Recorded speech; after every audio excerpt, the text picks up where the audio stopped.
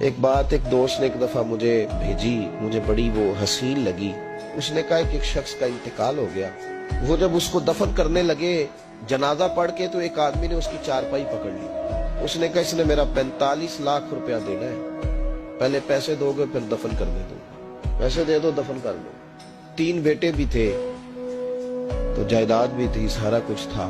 ان 3 بیٹوں سے لوگوں نے کہا کہ تیرے ابے کو وہ دفن نہیں کرنے دے رہا، شور ہے تو۔ اور وہ بندہ بھی وہ تھا جو بڑا قریبی تھا اس کا، اس کے والد کا پارٹنر تھا، تعلقات تھے، تو اس نے کہا کہ پہلے پیسے دو پھر دفن کرنے دو۔ اب وہ 3 بیٹے کہنے لگے کدھر سے پیسے دیں، 45 لاکھ ہی کہہ دیا ہے، ہمیں تو ابا نے کوئی نہیں بتایا، حالانکہ جائیدادیں ہیں، مکان ہے، سارا کچھ ہے، تو بھائی ہم کدھر سے دیں؟ 2-4 لاکھ کی ٹھیک ہے، وہ تھوڑا سا کرے نرم رویے کو تو ہم کرتے ہیں، شور تو ہے، لیکن کدھر سے دیں 45 لاکھ؟ جب بات بہت تیز ہو گئی، شور ہو گیا، وہ انسان مجنون بن کے اس نے چارپائی تھامی ہوئی ہے، کہتا نہیں پہلے پیسے دو گے پھر دفن کرنے دوں گا۔ 3 بیٹے تھے تو ایک بیٹی بھی تھی، بیٹی کو گھر میں پیغام گیا کہ تیرے ابا کو دفن نہیں ہونے دیتے، اس نے سارا زیور اتار کے بھیج دیا۔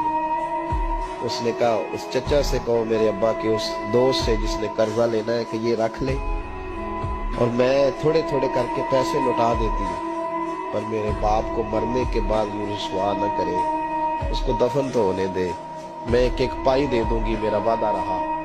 جب وہ بیٹی نے 8-10 لاکھ کا زیور بھیج دیا تو وہ قرضہ لینے والا شور کرنے لگا۔ اس نے کہا او مجھے پتہ چل گیا، مجھے معاف کر دو سارے اور اسے دفنا دو۔ کہا کیا ہوا؟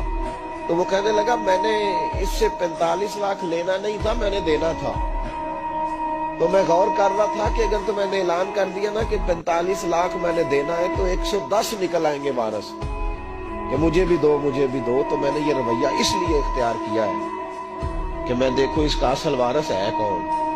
تو اصل وارث وہ بیٹی ہے جس نے اپنے کانوں سے بندے بھی اتار کے بھیج دیے